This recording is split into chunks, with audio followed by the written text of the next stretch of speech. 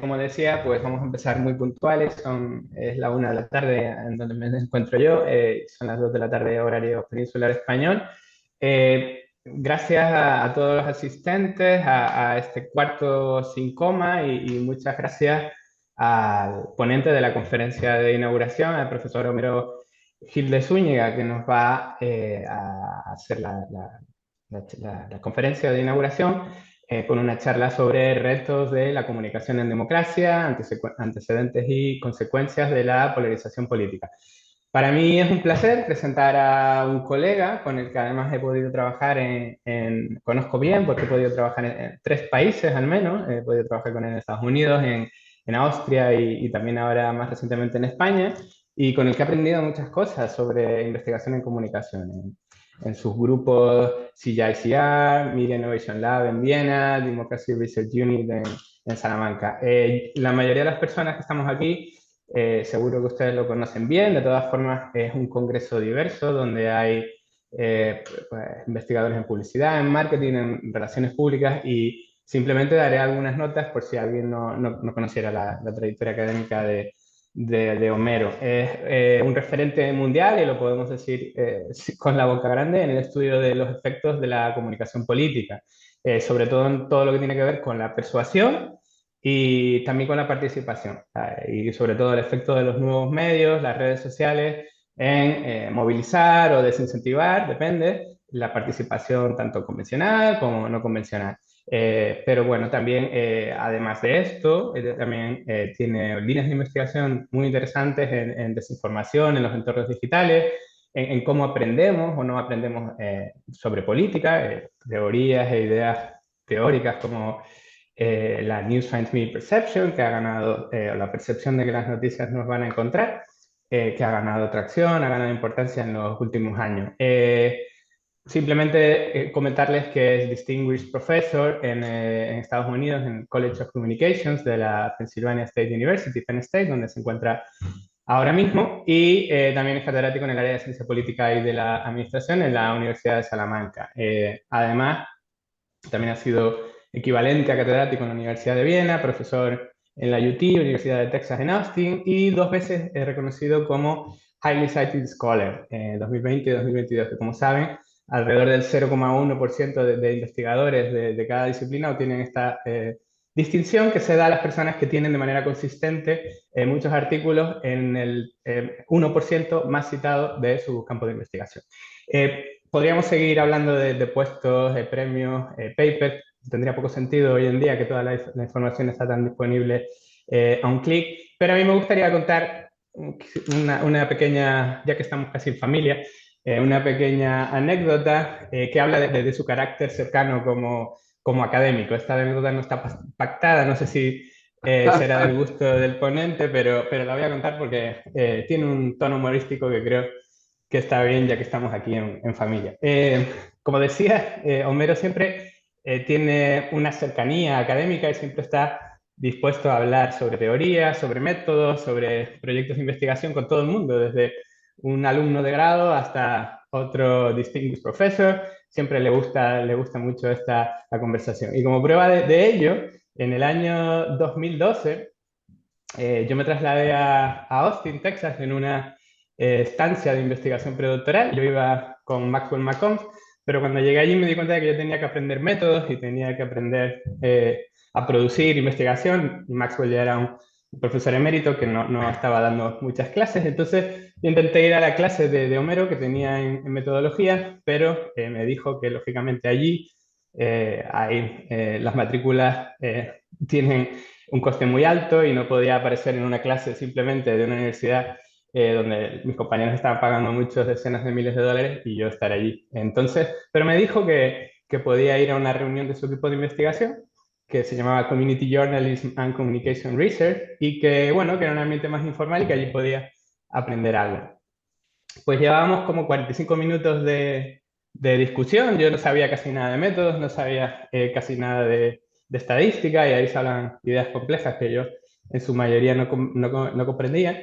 Y en un momento había un paper sobre fake news, que fake news ni siquiera era lo mismo que entendemos ahora por fake news, pero había un paper sobre fake news que necesitaba un tercer autor.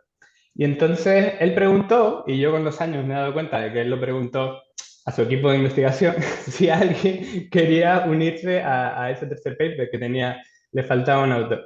Y yo, emulando un poco la idea de que el 80% del éxito es estar ahí, como decía Woody Allen, pues yo dije en un momento, pues yo levanté la mano, tuve la suerte de que nadie más del equipo levantó la mano y desde entonces pues me integré a trabajar en Community Journalism and Communication Research. Nunca se lo he preguntado, nunca supe si me aceptó porque la situación social hubiera sido desagradable decirme que no en público, porque si realmente pensaba que tenía capacidad de aportar. Y con esta pequeña anécdota casi humorística, les dejo con retos de la comunicación en democracia, antecedentes y consecuencias de la polarización política. Muchas gracias, Alberto. Gracias por la presentación, por la introducción. Eh, la verdad es que no recordaba esa anécdota, pero me parece muy fitting, como dicen los americanos, ¿no? Me parece muy buena porque en realidad explica muy bien lo que es la investigación. La investigación no es otra cosa que tener intereses comunes y constantemente aprender. Alberto ha aprendido mucho desde entonces, tanto es así que yo he aprendido mucho de Alberto también con los años, y a eso mismo me refiero. Al final aprendemos todos los unos de los otros y esto es un camino muy largo y seguimos aprendiendo siempre. A mis alumnos de doctorados, a mis postdocs, siempre les digo lo mismo. El día que yo no aprenda, el día que me aburra, el día que no vea cosas nuevas, seguramente será el día que me retire. Así que, Alberto, haber entrado en aquel paper, pues como Woody Allen, la mitad o más de la mitad es estar allá, pero la otra mitad es mostrar el interés, el aprender, y desde entonces nunca he tenido ninguna razón para no pensar que eres un auténtico puntero en tu campo, como lo demuestras cada día cuando publicas. Así que feliz de tenerte entonces y feliz de seguir colaborando contigo y poder llamarte amigo también. Hoy la charla, en realidad, sí es verdad que maneja algunas metodologías algo más complejas, pero como decía Alberto, ya que estamos en familia, yo muy feliz de parar o si hacéis alguna pregunta, si veo, yo creo que os veo a todos o más o menos a todos aquí en el monitor, si no quizás lo podéis poner en el chat y estaré más o menos al tanto. Por si me queréis interrumpir y queréis que explique alguna cosa, feliz de hacerlo. Voy a intentar, aunque las diapositivas están en inglés, voy a intentar explicarlo de una manera cercana y que podamos entendernos todos, porque al fin y al cabo lo que quiero es que podamos dialogar sobre estos temas. Y a su vez, ojalá que lleguéis a aprender algo nuevo que no sepáis a día de hoy, gracias a estas dos investigaciones que voy a poner juntas. Cuando me explicaban el tema de la conferencia y el tema de la ponencia de la conferencia, pues tenía mucho material que presentaros, pero he decidido, como suelo hacer casi siempre, elegir dos papers que son muy recientes. Uno acaba de publicarse el año pasado en Political Communication, que como bien sabéis es un journal top de nuestra disciplina de comunicación y de ciencia política, de las dos. Y el segundo ni siquiera está publicado, o sea que como sé que esto se está grabando para YouTube, iba a decir esto es para vuestros ojos nada más, pero imagino que va a ser para los ojos de aquellos ávidos que también quieren aprender en YouTube. Este paper está bajo revisión, o sea que es también muy cutting edge, muy reciente, y utiliza una metodología basada en modelos de agentes, con lo cual vamos a aprender o vamos a dialogar sobre otras metodologías que nos pueden ayudar. No sé si lo llegáis a ver bien, así quizás un poquito más grande, no sé si os facilita, pero cualquier cosa que me hacéis ver por el chat lo puedo cambiar o puedo parar y recoger vuestros pensamientos. Vamos a hablar un poquito de la polarización y dentro de la polarización quiero dialogar sobre o retenerme en dos ámbitos distintos. Uno es la persuasión, como decía Alberto, que serían más unas consecuencias, ¿no?, que ocurre cuando la gente está polarizada y si la polarización nos llega a definir de la manera que podemos ser persuadidos políticamente. Porque una de las premisas de la democracia activa es que podemos cambiar de idea.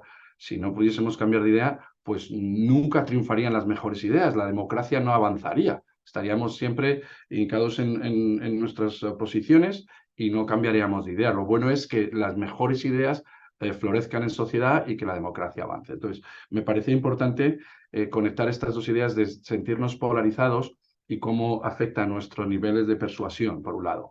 Y el otro es, más que consecuencias, antecedentes, que es lo que hace que al fin y al cabo, nos polaricemos en sociedad. Aquí veis una representación gráfica de cómo todos son con datos de Estados Unidos, pero seguramente haya muchas comparaciones posibles con nuestra sociedad española y con muchas otras democracias establecidas. Así que no creo que los datos que se basan en Estados Unidos o en España difieran gran cosa, sobre todo de los procesos, ¿no?, psicológicos de persuasión. Todo este tipo de cosas funcionan de una manera muy pareja. Como os decía, en este gráfico podéis observar cómo la polarización se ha ido extendiendo en Estados Unidos.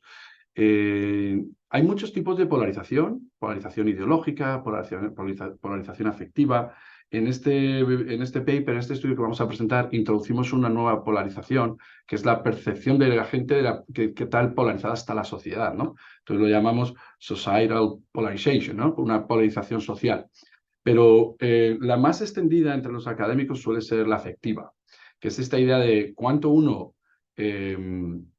adora, ¿no?, o quiere, o se siente identificado o bien con su partido político o figuras de su partido político, en este caso, ¿no?, y cuánto desecha o llega a odiar a aquellos que representan el partido que no es de uno, la oposición. En Estados Unidos es muy fácil, aunque en España lo podríamos hacer de manera similar entre el PP y PSOE, por ejemplo. En Estados Unidos lo hacen constantemente entre demócratas y republicanos.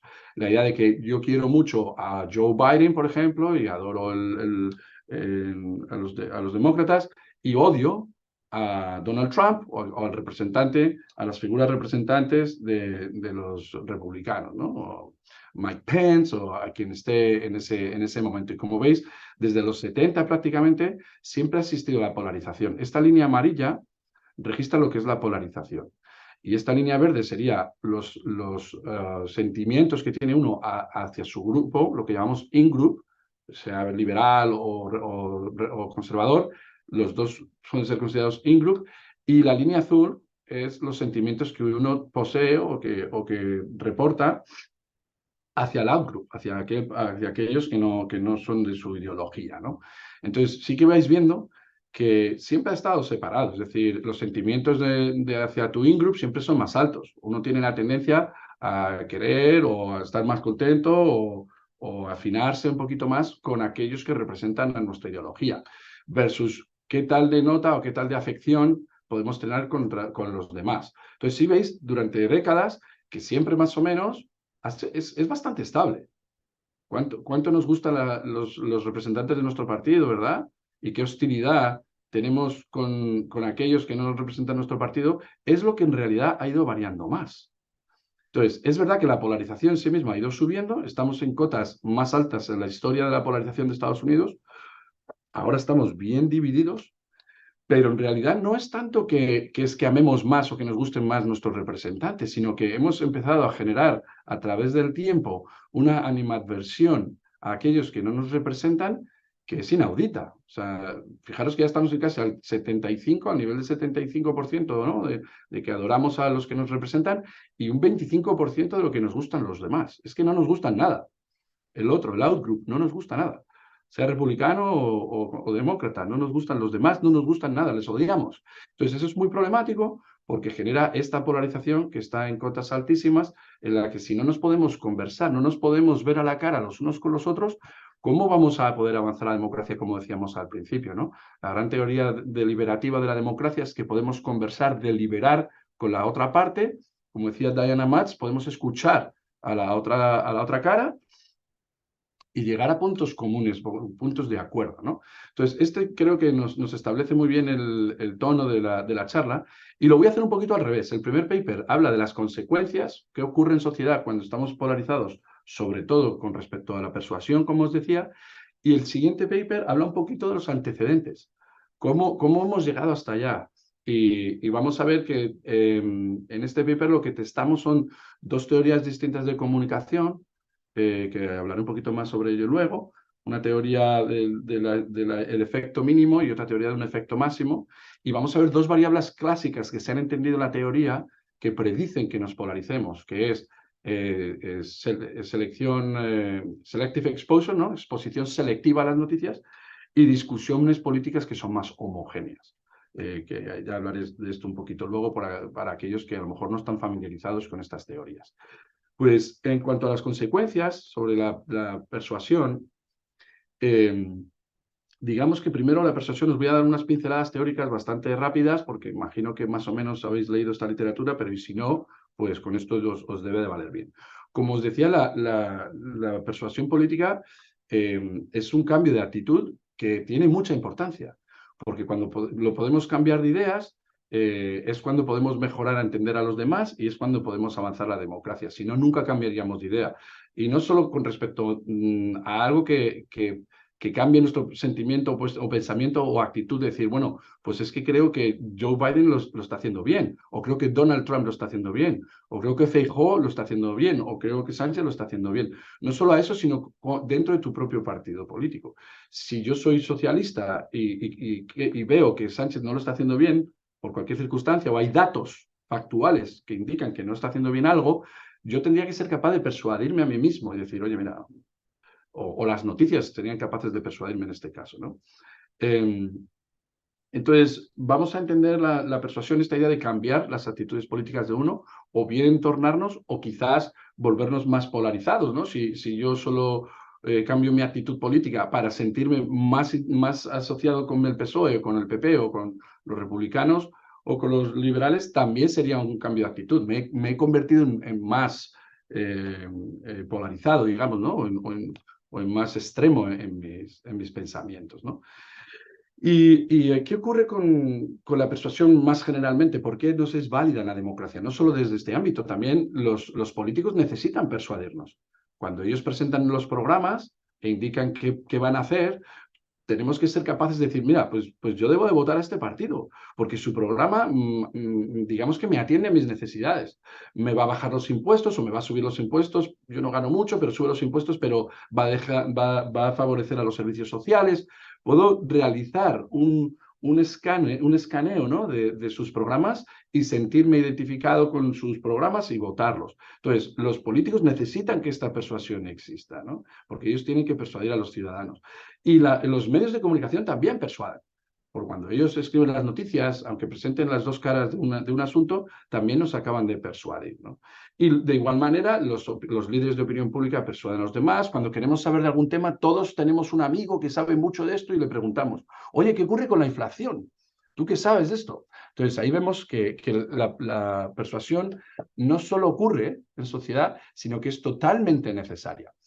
Y hasta hoy en la literatura hemos sabido que para cambiar el ámbito de la persuasión general al ámbito de los medios sociales, hemos hecho muchos estudios, ¿no? En la literatura ya hay bastantes estudios que indican cómo sucede o qué ocurre con la persuasión en los medios sociales, ¿no? Si medimos persuasión en medios sociales, hemos entendido que cuando la gente discute de política, pues es persuadida, o cuando la gente consume información, noticias en los medios sociales, también acaban siendo persuadidos. Y esto tiene todo el sentido del mundo, porque para yo poder cambiar de idea en algo, tengo que estar enfrentado a datos, a algo que me cambie la idea. Si yo pienso que Sánchez lo está haciendo muy bien en materia laboral y leo un escrito en el periódico, una noticia en El País, en el que dice que tenemos el mejor dato de empleo de la historia de la democracia española, eso tiene que cambiar mi idea. Yo tengo que poder saber, decir, mira, son hechos factuales, igual no lo está haciendo también en materia de empleo. O al revés. Yo tengo la percepción, soy conservador, tengo la percepción de que Sánchez es un desastre y cuando veo los datos tengo que poder ser capaz de decir, oye, no lo está haciendo tan mal cuando viene al empleo. Bueno, pues eso sucede en los medios sociales, ¿no? Que las noticias, la información son capaces de cambiar nuestra perspectiva, igual que las conversaciones sobre política. Y con esto hablamos un poquito, quiero también dar unas pinceladas a los tipos de persuasión que hay, ¿no? Ya hemos gusta o nos disgustan aquellos que son o consideramos in-group o out-group, ¿no? En materia de política, como habíamos ya explicado anteriormente. Pero las otras dos, dejadme que os explique un poquito también. Una es también muy clásica, que es la ideológica. O sea, ya no es tanto sobre figuras políticas, que si Biden, que si Trump, que si Kamala Harris, que si Mike Pence, Ya no se trata de eso, sino algo ideológico. Más partido en issues, ¿no? En asuntos políticos se puede medir de alguna manera qué tal polarizados estamos en el aborto, por ejemplo, o qué tal de polarizados estamos con el tema de la religión. O sea, hay temas, valores que se consideran más conservadores o liberales, y eso es una polarización ideológica. Y por último, en este estudio introducimos una medida nueva en la literatura, que es lo que llamamos una polarización social. Pero esto está basado en un self-assessment o una percepción, ¿no? En una valoración. Cuando digo self-assessment, es una valoración personal de qué percepción tiene uno o de qué visión tiene uno de qué tal polarizada está la sociedad. Cuando empezamos a preguntar a los individuos, oye, ¿qué tal? O les preguntamos primero las escalas de polarización de ellos mismos y luego podemos saber, oye, ¿qué tal polarizada está la asociación? La sociedad, perdón, ¿no? Entonces, la política en Estados Unidos está muy polarizada a día de hoy, por ejemplo. Empezamos a ver esa idea de que tienen una visión los individuos sobre qué tal estamos polarizados como sociedad. Y estas son las tres ideologías que queríamos ver si predecían persuasión. Entonces, en un primer análisis utilizamos datos de panel de Estados Unidos con dos oleadas, con lo cual podríamos ver algo de asociaciones en el tiempo, de alguna manera. Y en esta primera más explorativa, estos análisis, aunque sean paneles, pero son más explorativos porque no controlábamos entre ellos, no los poníamos a competir a la vez, vemos que sí que existe una relación directa. Controlamos por un montón de cosas que también sabemos en la literatura llegan a explicar la persuasión en política y en los medios sociales. Y aquí lo que vemos es que todas las polarizaciones, la afectiva, la social y la ideológica, predicen de manera negativa, aquí lo veis, menos 0,100, menos 0,079, menos 0,089, todas llegan a predecir la persuasión en los medios sociales, la persuasión política, y lo hacen de una manera negativa. Es decir, cuanto más polarizado esté uno, bien sea una polarización afectiva, una polarización social o una polarización ideológica, menos va a tender a ser persuadido. Menos chances va a haber de convencerle, de cambiarle de parecer, de idea y demás. Es decir, una vez que nosotros estamos polarizados, muy difícil de cambiarnos de opinión, como veis en estos datos. Seguimos haciendo análisis más astringentes, en este ya les podemos a competir entre ellos y lo hacemos de una manera autorregresiva, es decir, controlamos en el tiempo qué tal de niveles de persuasión tenían los individuos con anterioridad. También controlamos por eso, controlamos por un montón de cosas. Y cuando hacemos este test más astringente, más causal, digamos, vemos que lo que realmente le lleva a la gente a no ser persuadidos es la polarización afectiva. La ideológica y la social no influyen tanto, no llegaron a ser significativas. Sin embargo, la polarización afectiva es la que más predice que en el futuro uno no cambie de opinión, que en el futuro uno no sea persuadido en política. Y tiene mucho sentido, porque fijaros que una ideológica es basado quizás en issues, ¿no? En valores, en temas concretos, mientras que la otra es algo más, como dicen los americanos, de los guts, ¿no? Es más de tu inercia visceral, de les odio, es que no le soporto y amo a esta persona. Entonces, como es algo más emocional, más afectivo, nos influye de una manera mucho menos racional y por eso no somos capaces, los individuos, de cambiar nuestra posición de una manera reflexiva, ya que nos lleva esta ira hacia el otro y este amor hacia los nuestros, ¿veis? Esa expresión de qué significa los nuestros. Al fin y al cabo, lo que queremos es, dentro de mis valores, que funcionen las cosas lo mejor posible para la sociedad. Uno no debería de votar constantemente a un partido político por esa sensación de son los míos. Eso es una equivocación y Alberto ha liderado muchas investigaciones en ese ámbito de lo que llamamos la ideología o partisanship más cabezona, ¿no? O más hooligan en este sentido. Bueno, entonces lo que hicimos luego, para comprobar también asociaciones entre ellos, muchos teóricos dicen que estas afecciones o estas polarizaciones no son transversales como veíamos aquí. No ocurren en paralelo, oh, pues yo tengo este nivel de afección ideológica y son como cosas que distingamos, sino que entre ellas también están asociadas. De hecho, una te puede llevar a la otra. Entonces, hicimos más pruebas estructurales, esto de modelos de ecuaciones estructurales. Si estáis interesados, os podéis ver acá toda digamos, las fit statistics, la estadística para que veáis que los modelos son muy buenos. Y este es el modelo que mejor funciona. Los otros modelos no tienen un fit malo para el data. Sin embargo, este es el que nos indica que teóricamente es como funcionan las cosas.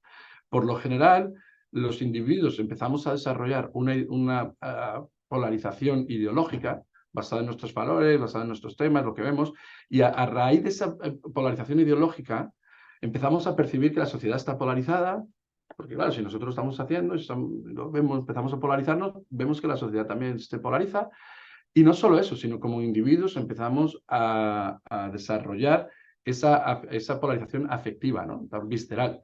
Y al final vemos que sigue siendo la polarización afectiva la que nos lleva a no ser persuadidos.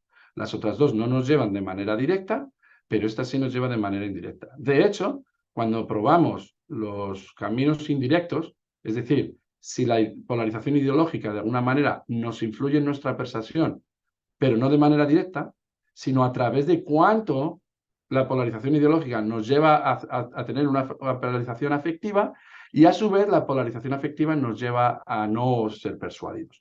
Este camino de mediación también lo testamos y vemos que es significativo. Es decir, cuando uno desarrolla la polarización ideológica, como veíamos en el gráfico anterior, eso le lleva a la polarización afectiva y a cambio le lleva a no ser persuadido. Ese camino mediador también es significativo. Asimismo, la polarización afectiva, si lo probamos al revés, cambiamos estos dos, otra teoría sería que uno desarrollamos la polarización afectiva, nos lleva a la polarización ideológica y nos hace persuadirnos menos. Ese camino también es significativo. Los demás caminos teóricos posibles no funcionan. Y el mejor fit que vemos es este de acá. O sea, que los dos tienen sentido. Si alguien piensa, no, yo creo que en mi caso, o yo tengo un amigo, o yo he visto que la gente primero se puede polarizar afectivamente y eso les lleva a entender los issues y los temas de una manera más polarizada, y eso a su vez les lleva a no ser persuadidos. También funciona. Ese esquema teórico también funciona bastante bien. Aunque este es el que tiene mejor fit, el otro no lo podemos descartar porque también teóricamente tiene buen fit. Pero lo que sí sabemos es que el efecto mediador solo funciona en esos dos modelos y no en ningún otro. Entonces, para hacer un sumario, ¿no? Para hacer un resumen un poco de lo que hemos visto en este estudio, vemos que los tres tipos de polarización son interesantes y funcionan de manera distintas, que en modelos menos astringentes todos tienen algo que decir o algo que explicar, para entender por qué la gente no es persuadida políticamente. Pero luego lo que sí observamos es que la polarización afectiva es el culprit, ¿no? Es realmente la cabeza de turco, sería la polarización afectiva que por ende es lo que realmente y conlleva una fortaleza mayor a no dejarnos ser persuadidos por otras ideas que quizás sean incluso mejores. Bueno, si tenéis alguna pregunta me la podéis hacer, pero si no voy a empezar con el siguiente estudio y así tenemos un buen rato antes de las 9 para conversar, que es lo que quizás sea más interesante de este tipo de charlas y de keynotes de apertura. Vamos a ver Homero, te quería preguntar, estaba Sí. escuchando con mucha atención en la polarización afectiva, que dices que está en el centro de catalizar todos estos efectos, yo sé que se suele distinguir en la literatura entre esta polarización afectiva más hacia figuras de la que hablabas en principio, hacia Donald Trump, hacia Biden y este termómetro de sentimientos, pues que esté muy negativo hacia Trump, muy positivo hacia Biden, etcétera, y luego una polarización más hacia conciudadanos, hacia personas que sean votantes, que sean afiliados, que sean simpatizantes, que no tienen que ver, porque no son políticos ni se dedican a ello, pero también como mis sentimientos de odio y de amor hacia las personas de mi vecindario, mis amigos, los que votan al PP, los que votan al PSOE. Me preguntaba si en estos dos estudios, como no he participado, no sé si te centraste más y lo mediste más como una polarización hacia líderes o hacia conciudadanos con los que no me casaría nunca, no me gustaría que mi hijo o mi hija se casara nunca con un republicano o con un demócrata. Exacto. Sí, tienes toda la razón. La literatura distingue entre esas dos cosas. Nosotros en nuestra medida, por dos razones, no utilizamos también medidas sobre la polarización conciudadana. Aunque es verdad que en muchos estudios aglutinan los dos juntos. Nosotros no lo hicimos porque, y estas son buenas preguntas metodológicas para planear la investigación de uno, ¿no? No lo hicimos porque como sabíamos que queríamos compararlo con esa polarización social, de la percepción de qué tal socialmente estamos polarizados, algunas de las preguntas podrían ser parecidas. Entonces no queríamos que ningún revisor o que la literatura pudiera estar un poco, digamos, convoluted, ¿no? Un poco liada, ¿no? Que alguien nos pudiera decir, bueno, pero es que tu medida es muy parecida a la otra, o podríamos ya presentar problemas de multicoliniaridad luego, o problemas que no querríamos resolver. Y a su vez, hay otra línea investigadora muy interesante que lo están llevando a cabo sociólogos, no dentro de nuestro campo de comunicación, pero sociología, y son medidas muy parecidas, y entonces ellos lo llaman racismo moderno. Entonces, leyendo esta literatura, a mí me preocupaba esta idea de que presentar unas variables que sean muy parejas a otras variables que se están estableciendo muy bien, porque ya hablan de otras cosas también, no solo de una polarización afectiva, que yo creo que la medida esa sí lo mide, ¿eh? Cuando decimos, sobre todo en preguntas muy concretas, ¿no? De votantes, pues para mí eso sí que es polarización afectiva. Pero cuando empiezan a hablar de tus vecinos, de otros y demás, se están utilizando medidas muy parejas para el racismo moderno, porque si tú en la literatura, si en un estudio tú le preguntas a cualquiera, si yo en este grupo pregunto a cualquiera, de 1 a 10, donde 1 es nada y 10 es lo máximo que usted considera oportuno, ¿qué tal de racista es usted? Pues nadie va a decir un 10 o un 8, es que nadie va a decir un 6. Todo el mundo va a decir, oye, ¡buah! ¿No? Deseo social, social desirability. Yo no puedo decir que soy racista, está mal visto en la sociedad, aunque lo sea. Entonces, todo el mundo diría, 1, no, hay que luchar contra ello, 2. Pero entonces los sociólogos empezaron a inventar este tipo de cosas para atisbar el racismo, ¿no? Y decir, bueno, ¿qué le parecería de 1 a 10 que un amigo se casase, entonces, si usted es blanco, con un negro? O si usted es asiático, con un latino o con un blanco. Entonces, empezaban a ver esta idea de qué tal aceptamos a los que son in-group y desechamos a los que son out-group. Y hay niveles, ¿no? No es lo mismo decir, ¿qué tal le parecería trabajar con alguien que es de distinta raza o verse o compartir en un autobús? Pues no hay problema. Pero ya decir, no, que su vecino sea de otra raza. Que su hija o su hijo se case con alguien de otra raza. Entonces ahí empezaba a saber la gente, no. Mi hija, es que no va a funcionar. Que mi hijo no se case con un negro porque yo soy blanco. Pero no por nada, es que no funciona eso luego. La sociedad. Entonces, ahí empezaron ellos, los sociólogos, a ver quién es racista y quién no. O tiene amareamientos de racismo y quién no. Entonces, me parecen unas preguntas muy válidas, pero en este caso no las registramos por estas dos razones, Alberto.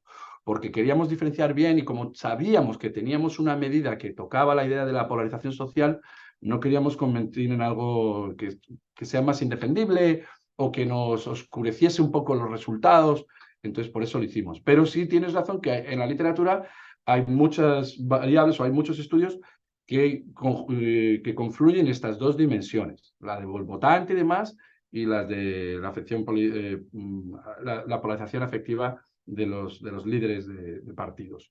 A mí la de votante no me hubiese, quizás lo tendríamos que haber incluido, porque esa sí me parece bastante distinta, no creo que fuese confounding o que se confundiesen con otras medidas, esa sí la podríamos haber usado, pero vuelve y juega, ya solo utilizas un ítem, alguien te va a decir, oye, pero es que ese ítem tenías que haber metido más, entonces finalmente tomamos esa decisión. Y esto os ocurre a todos, o si no, os va a ocurrir a todos. Cada vez que hacemos un estudio, no hay estudio perfecto, todo tiene que ser una toma de decisiones constante. La idea es que generemos un estudio lo más fuerte posible con respecto a la literatura, lo que sabemos y lo que queremos saber, y poder testar empíricamente nuestras hipótesis, ¿verdad? Esa es la idea. Bueno, muchas gracias, Alberto. Y si hay más preguntas, no dudéis en pararme y las vamos mirando. Entonces, este segundo paper, que está basado en modelos de agentes, Agent-Based Modeling, queríamos darle una vuelta a qué es lo que explica que nos polaricemos en sociedad? ¿Por qué a la larga nos polarizamos? Y la metodología esta basada en agentes, en modelos de agentes, es muy interesante porque uno puede decidir el tiempo. Nosotros en este modelo decidimos 4 años, lo que lleva el intervalo de unas elecciones generales a otra. ¿Y por qué es interesante hacerlo con esta metodología? ¿Y por qué es interesante saber más sobre los antecedentes que explican por qué nos polarizamos en la sociedad?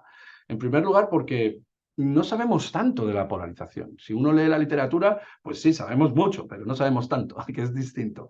Sabemos qué es la polarización, sabemos mucho sobre sus efectos, pero a la hora de explicar por qué nos polarizamos ya no hay tanto. Si llegamos a saber si en algún tema los republicanos se polarizan más o los demócratas, o sea, tenemos este tipo de cosas y cuándo nos polarizamos más o menos, pero no tenemos una visión global que nos explique el proceso, el mecanismo de polarización. Y eso es lo que queríamos hacer con este paper. Lo que sabemos es que los medios de comunicación tienen un papel, pues la literatura ya nos indica que leer unos medios en particular y no otros nos lleva a polarizarnos. Por eso nosotros en este estudio queremos testar específicamente la exposición selectiva a noticias. Para los que no están familiarizados con esta literatura, la idea es que si yo soy socialista o yo soy conservador, tiendo a votar al PP o tiendo a votar al PSOE, por ejemplo, la idea es que yo me voy a específicamente y selectivamente me voy a exponer a noticias y a canales de noticias que se alineen con mi ideología. Entonces, si yo soy muy conservador, pues voy a leer el ABC, voy a escuchar Es Radio, por ejemplo. Entonces, yo selectivamente estoy activamente forzándome o exponiéndome a noticias e información que se alineen con mi ideología. Y lo mismo de manera liberal, ¿no? Hay partidos, hay canales o periódicos que puedo leer o programas de televisión que puedo leer. En Estados Unidos, por ejemplo, sería Fox News, si soy muy conservador, o MSNBC o CNN, si soy liberal, ¿no? Sobre todo MSNBC. Esas serían las dos grandes exposiciones selectivas, ¿no? de noticias. Entonces, también hay otro debate que lleva un par de décadas, en esta idea de revisitar qué tanto nos afectan las variables comunicacionales, los medios de comunicación y la discusión, qué tanto nos afectan. ¿Será verdad que si yo estoy expuesto a X noticias o discuto con X tipo de gente me afecta tanto? Entonces, hay dos escuelas. Uno de los que propone que a día de hoy, debido a la fragmentación y debido a todo el nicho informativo que tenemos y cómo los medios sociales y cómo conversamos de política, que los efectos son mínimos, que no pasa casi nada. Nosotros tenemos nuestros valores, tenemos nuestra ideología y una vez que tenemos eso, es muy difícil de cambiar de opinión, muy difícil de que los medios nos influyan. Si acaso nos van a influir los medios que se alinean con nuestra ideología más que ningún otro. ¿Por qué? Pues porque podemos hacer selective exposure. Pues, ¿cuándo voy a escuchar yo, si soy liberal, es radio? Nunca. Entonces, esta línea teórica dice, no hay efectos o son mínimos. Y luego hay otra línea teórica que dice, no, los efectos siguen siendo masivos. Porque incluso en ese ejemplo que pongo, de que yo soy liberal y nunca estoy expuesto a Es Radio o al periódico ABC, si soy conservador, sí que lo estoy. Y lo que me va a ocurrir es que como no estoy expuesto a diversidad, estoy siempre selective exposure, ¿no? Exposición selectiva, en el tiempo me voy a hacer más extremo en mis opiniones y en mis valores. Es decir, si yo soy conservador de 1 a 10, un 6, pero solo leo la ABC y solo escucho Es Radio, es muy probable que en el tiempo yo ya no sea un 6 de 1 a 10. A lo mejor ya soy un 8 o un 9, me voy volviendo más extremo en mi visión política, ¿no? Y eso es un efecto. Pues es un efecto, según esta línea teórica, es un efecto masivo. Entonces, la diferencia de efectos mínimos versus efectos masivos también la proponemos en este estudio. Queremos ver, por lo tanto, si los mensajes, el qué, ¿no? Influye y también el quién. Si discutir de política con alguien que se alinea con mis pensamientos y mis ideas, más homogéneo, versus una conversación más heterogénea. ¿Por qué es muy interesante utilizar Agent-Based Modeling en este tipo de cosas? Porque Agent-Based Modeling nos facilita la interacción entre ciudadanos, agentes, miles y miles de interacciones sabiendo que van a cambiar en el tiempo. Y nosotros, recordad que lo hacemos durante 4 años. Ya veréis que los datos son un poco densos de entender, pero lo voy a intentar explicar como si se lo explicase a alguien de una manera general, a alguien que no está muy informado en esta metodología. Ya he explicado las dos cosas, ¿no? Selective exposure, lo que es, de dónde viene y por qué pensamos que debe tener un efecto en la polarización, y lo mismo con la conversación política. Si yo discuto con gente que piensa igual que yo constantemente, pues no voy a cambiar de idea, ni me voy a persuadir, lo único, me voy a volver más extremo. Entonces, esas son nuestras teorías y lo que queríamos probar. ¿Qué es Agent-Based Modeling? El clásico ejemplo para entender Agent-Based Modeling, no sé si podré pintar, pero si puedo pintarlo aquí muy rápido. ¿Veis eso? ¿Sí? Ah, genial, pues puedo pintar. Mira, digamos que nosotros tenemos una sociedad y en el que tenemos muchas ovejitas. Este es el caso típico de explicar Agent-Based Modeling para alguien que no lo maneja. Tenemos muchas ovejitas y de repente en este campo tan grande, una sociedad, una ciudad, los agentes pueden ser ovejas, pueden ser coches, pueden ser ciudadanos, lo que queramos. La unidad de análisis puede ser lo que uno quiera que sean los agentes. Luego le vamos a poner reglas y vamos a dejarles interactuar con esas reglas. Las reglas pueden ser aleatorias, puedes hacer lo que te dé la gana. Entonces, digamos que en ese campo empezamos a soltar lobos. Esto ya son lobitos. Entonces, ¿qué pensáis que va a pasar cuando soltemos aquí a lobos? ¿Qué va a pasar con las ovejas? Las ovejas, evidentemente, van a disminuir, la población de ovejas va a disminuir y la población de lobos va a aumentar. Estamos muy bien, comemos, tal. Entonces, más lobos y cada vez menos ovejitas. Pero ¿qué ocurre? Una vez que queden muy pocas ovejas, eso también va a afectar a los lobos, porque ya no van a poder alimentarse. Van a empezar a fallecer también. Entonces, empiezan a fallecer lobos y entonces hay áreas que ya no hay tantos lobos y hay pocas ovejillas que había por ahí, dicen, hey, no me están comiendo, ya puedo tener más ovejitas. Entonces las ovejas empiezan otra vez a desarrollarse. Y cuando ya quedan pocos lobos, ya cada vez hay más ovejas y los lobos empiezan a comer. Entonces, al final, si lo vemos en un gráfico, si lo pongo en un gráfico, pues sería algo así. Lobos, lobos, lobos, ay, que no hay ovejas, empiezan a fallecer los lobos y puede volver a subir y las ovejas, pues nos vendría algo así. ¿Que hay muchos lobos? Pues aquí había muchas ovejas en el principio, pero muchos lobos cada vez menos. Y ya empiezan a bajar los lobos. Uy, qué bien, subimos las ovejas. ¿Sí veis? Entonces, esto sería una representación visual, que es lo que hace Agent-Based Modeling. Nos da representaciones visuales, que hay que entender el data, de cómo interacciones, miles, miles, miles, millones de interacciones entre los sujetos, entre los agentes, cómo se van a ver en el futuro. Creo que esto es una explicación muy somera y muy rápida, pero nos ayuda a entender qué es lo que estamos haciendo. Entonces, nosotros lo que queríamos hacer, recordad, teníamos varias variables, que era una representación del selective exposure. Ahora vas a ver las reglas que las voy a explicar someramente para no liaros mucho con la matemática, pero la idea es, podemos decirle a los agentes qué nivel tienen de discusión homogénea o qué nivel tienen de selección de exposición selectiva a las noticias.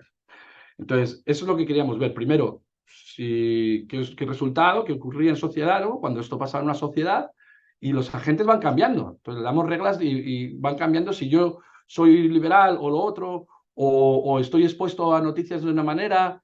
Entonces, esto le podemos dar reglas, le podemos dar una propensión, ¿no? Una regla. Y entonces, entre esas interacciones, miles y miles de interacciones, como pasaba con las ovejas y los lobos, vamos viendo cómo avanza la sociedad en 4 años. O sea que para esto, este tipo de modelos se utiliza muy bien para predecir, ¿no? Para predecir qué va a ocurrir con el tráfico.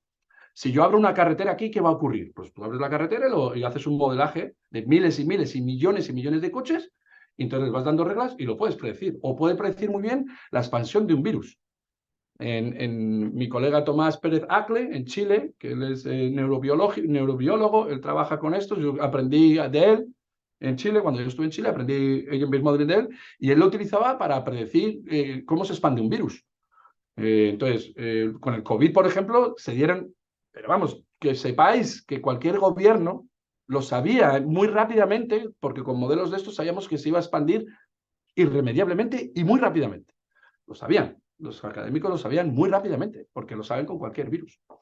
Bueno, en cualquier caso, el único dato que me falta por explicar de Agent Based Modeling es cómo le damos los datos iniciales a los agentes. ¿Qué nivel de discusión le damos o qué nivel de selección, de exposición selectiva? Entonces, eso en la literatura de agentes, de modelos basados en agentes, se llama grounded truth. Cuando tú tienes que decir unos datos que cuanto más estén afincados en la realidad, mejor. Si yo sé que hay un 85% de blancos en España, pues yo le digo a mis agentes, el 85% de vosotros vais a ser blancos. Si yo sé, basado en el censo, que hay el 32%, o basado en las elecciones pasadas, 32% de votantes del PSOE, 32% de los agentes van a votar al PSOE. Entonces, tú le puedes dar todas estas reglas, cuanto más estén basadas en la realidad, mejor va a ser el modelaje. Entonces, lo que hicimos fue inocular a los agentes esta información basada en el censo de Estados Unidos y basado en muchos polls, ¿no? En muchos surveys, en muchas encuestas científicas. Porque así sabemos si el 16% de la ciudadanía se expone a conversaciones con gente que piensa distinto y el 63% se expone a conversaciones con gente que piensa igual que uno. Pues ya sabemos nuestro nivel de discusión homogénea o heterogénea. Ahora, si lo hacemos de más puntos, de datos, si en vez de coger una encuesta cogemos 100 o 50, pues va a estar más afincado en la realidad, que eso es lo que hacemos, ¿no? Aquí tenéis una frecuencia de cómo son los republicanos y los demócratas consumo de noticias, basado en toda esta información real que tenemos, ¿no? O cuanto más real, mejor. Y aquí veis la frecuencia de la discusión interpersonal y veis que en estos gráficos de pera, cómo va cambiando un poquito. El consumo de noticias es bastante distinto y la discusión es un poquito distinta. Y fijaros en la polarización afectiva. También, ¿no? Es un poquito distinta. Pues evidentemente funciona de una manera distinta como uno podría prever entre demócratas y republicanos, pero no tan distinta como pensamos. En realidad es bastante distinta. Bueno, voy a ir más rápido sobre las reglas y si tenéis alguna duda, lo que quiero es no agobiaros con matemáticas. Pero la idea aquí es que podemos matemáticamente, como ya os he explicado, asignar ciertos valores numéricos a los agentes para que interactúen, ¿no? Y podemos variar eso. Lo podemos generar de una manera aleatoria, que de la manera en la que se encuentren sea aleatoria, por ejemplo. Podemos dar unas reglas que sean más aleatorias y unas reglas basadas en el grounded truth, ¿no? En la realidad afincada en la realidad. Entonces, se genera una pequeña probabilidad de cómo va a funcionar la cosa antes de dejar a los modelos, a los agentes que interactúen entre ellos, ¿no? Aquí veis matemáticamente el alfa se referiría a la exposición selectiva y el beta a la discusión homogénea, que son las variables que nos competen, ¿no? Y aquí veis que esto es importante, aunque no os explique todo muy bien, es importante saber que entre las dos cosas tiene que dar 1, porque en probabilidad, la probabilidad de que suceda algo es 0 o 1. Ya sé que nosotros hablamos en porcentaje, ¿no? 100%, pero matemáticamente no es el 70%, matemáticamente sería el 0.7. Una probabilidad de los eventos o no sucede en 0 o sucede en 1. Entonces, lo que sabemos es que entre ellas, si yo discuto con homogéneo o discuto con heterogéneo, entre las dos, una regla básica es que entre las dos no puede ser más de 1. Tiene que ser 1. Entonces, ¿veis? Vamos designando este tipo de reglas y al final generamos una situación matemática entre la interacción de los agentes. ¿Cómo es que ellos, su nivel de exposición y su nivel de discusión, van interactuando de manera más o menos aleatoria y cómo salen de esa interacción? Y cambiaría su puntuación. Y van cambiando cada interacción. Y recuerda, esto no es una interacción, porque en la sociedad, esta es una ventaja de modelos basados en agentes. En la sociedad, ¿cuántas oportunidades hay de discusión política? Muy poquitas. Yo recuerdo un experimento que hice años, que le dábamos una grabación a gente y para que hablasen en su día a día y registrábamos luego la conversación política. Y no había casi nada. Horas y horas de escuchar y no había casi nada. Y eso que nosotros elegimos individuos que nos decían que hablaban mucho de política, porque sabíamos que iba a ser difícil. Entonces, la diferencia de esto es como generamos miles y miles y miles y millones de interacciones, podemos tener una predicción más refinada de lo que sucedería o de lo que sucede en sociedad en 4 años. Aquí veis más reglas, ¿no?, que afinamos, que es lo de la polarización, cómo ocurre cuando uno interactúa con otro, qué tipo de Y esto sí que es arbitrario, lo puedes cambiar, esto lo podemos cambiar un poquito. De hecho, hicimos muchos modelos. La ventaja de modelos basados en agentes es que puedes verificar y cambiar y rutinariamente realizar diferentes aspectos en las reglas, ¿no? Aquí veis aquellos que, esta es importante, voy a detenerme aquí un poco, porque esta regla es la que nos habla de qué ocurre cuando estamos en una sociedad en la que entendemos que son altamente influenciables, la sociedad de high media o strong media effects, una sociedad en que discutir en política me afecta mucho y que los medios me afectan mucho, porque estábamos testando esas dos sociedades. Strong media effects versus weak media effects, ¿no? Fuerte resultados de los medios y de la discusión o bajo, si no me afecta tanto. Entonces, por eso tenemos esa regla. Vamos a ver a los resultados rápidamente, así podemos discutir un poco. Estos son los gráficos que nos resuelve el programa, ¿no? Y lo que quiero que veáis es que aquí, ahora os digo cómo interpretar estos datos. Este de aquí es acá, para que veáis que yo voy a poner en grande lo que nos interesa. Estas 4 de aquí son estas 4 de acá son estas 4 y estas 4 de acá son estas 4 y estas 4 de acá son estas 4. ¿Por qué me detengo en estos? Porque aquí es como interpretamos estos datos. Mirad, en este eje vemos los meses. Son 48 meses. 4 años desde un ciclo electoral al siguiente. En este eje de acá vemos nuestro nivel, los ciudadanos, el nivel de polarización afectiva. Y aquí veis que este nivel de polarización afectiva, cuanto más alto, más polarizados están. Pero es que luego hay que interpretar dos datos más. Otro eje acá y otro eje acá. El eje de acá, esta altura, nos la da qué tal de conversaciones homogéneas tienen. Y este de acá nos indica la exposición selectiva. La exposición selectiva. Entonces, por ejemplo, este es punto 1 y punto 2, sería una baja exposición selectiva, si veis, pero como aquí es punto 8 y punto 9, es que discuten mucho con gente que piensa igual. Entonces, este grupo es, en 4 años, ¿cuánta polarización afectiva tienen? Sabiendo que tienen un bajo número de exposición selectiva y un alto número de conversación. Así es como lo interpretáis. En este caso, por ejemplo, sería que todo es bajo. Si veis que aquí está abajo, 0,1, baja discusión homogénea y también punto 0,1, o sea, punto 1, baja exposición selectiva. Y mirad lo que ocurre con la polarización afectiva en el tiempo. Baja muchísimo. O sea, cuando la gente discute o tiene una red de discusión no homogénea, más diversa, y cuando no se expone a noticias de manera selectiva constantemente, fijaros lo que le va a ocurrir a la polarización afectiva. Prácticamente desaparece. Y fijaros lo que ocurre acá.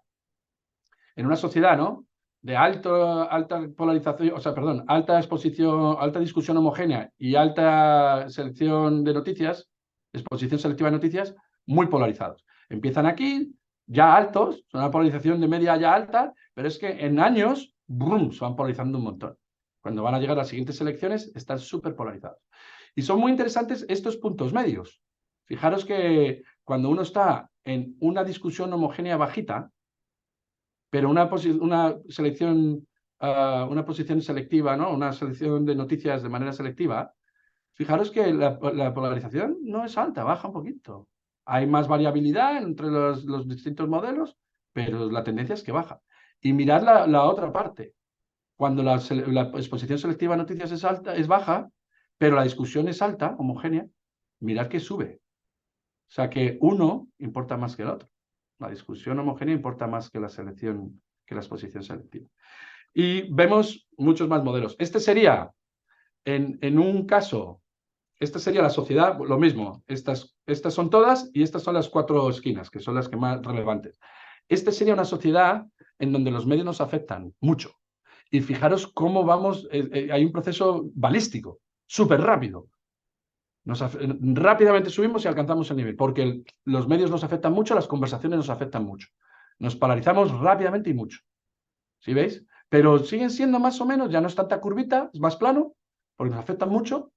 Pero fijaros que el nivel cambia en estos dos, que es interesante, ¿no? En estas me parece lo normal y en estas me parece lo normal. Pero estos dos modelos son interesantes.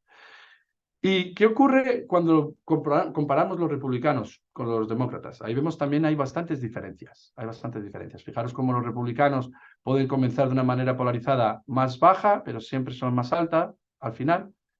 Y aquí al revés. En el modelo en el que tienen menos discusión homogénea y alta exposición selectiva, suelen tener los demócratas suelen tener una polarización afectiva más alta, aunque luego en el tiempo va a ir baja. Ahí lo veis. ¿Qué entendemos con todo esto? Lo primero, que la discusión parece ser que tiene más efectos que la exposición selectiva a noticias. Eso es un finding que es muy nuevo en la literatura. Ya sabemos algo entre estas dos cosas. Sabemos que discutir, conversar de política, tiene un efecto mayor que las noticias en sí mismo. También tiene sentido, porque la gente empieza a discutir de política cuando ve noticias, con lo cual es una variable muy, muy importante. Y ya vemos que hay efectos distintos entre republicanos y demócratas y efectos un poquito distintos entre la sociedad de efectos masivos amplios y efectos masivos pequeñitos. Lo único que cambia, aunque al final el nivel de polarización es muy similar en los modelos, cambia la rapidez. O sea que esta idea de que mínimos versus efectos máximos, sociedad de efectos máximos, no es tan importante. Lo único que cambia es la velocidad de la influencia. Pero la influencia va a acabar siendo muy pareja en 4 años. Muy pareja en 4 años. Con lo cual, esas peleas teóricas que tienen de es importantísimo porque los efectos de los medios son altísimos y las conversaciones políticas altísimos. O no, no es tan importante porque no afectan tanto. Al final, afectan de una manera muy pareja. Lo único que cambia es qué rápido llegas a tu línea de meta. Pero en 4 años ya vemos que afectan de una manera muy pareja. Voy a parar ahí, así tenemos unos minutitos para dialogar, aunque sé que yo me tengo que ir a otro meeting, pero creo que me puedo extender unos minutos. Os puedo facilitar 5 o 10 minutos sobre la hora, así que podemos conversar de manera tranquila. También para terminar, quería dar una nota de agradecimiento a mis coautores. El paper que salió publicado, el primero, salió publicado en Political Communication. Lo coautoré con 2 profesores de Salamanca de Ciencia Política, Hugo Marcos Marné y Emily Carty. Y el segundo lo publiqué con 2 alumnos míos de aquí, o bueno, el que no está publicado, pero que está bajo revisión, el de Gene-Based Modeling. Lo realicé con 2 alumnos míos de aquí de Penn State University, Ryan Wang y Xichen Chen. Así que les quiero agradecer a ellos también su participación en la investigación. Y gracias a vosotros, gracias a CICOMA por la invitación y a todos los que estáis ahí por la atención a la investigación. Así que sin más dilación podemos pasar a la conversación. Muchas gracias de nuevo.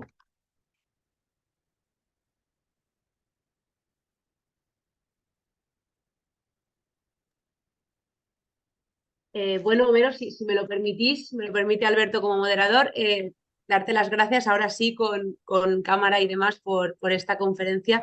La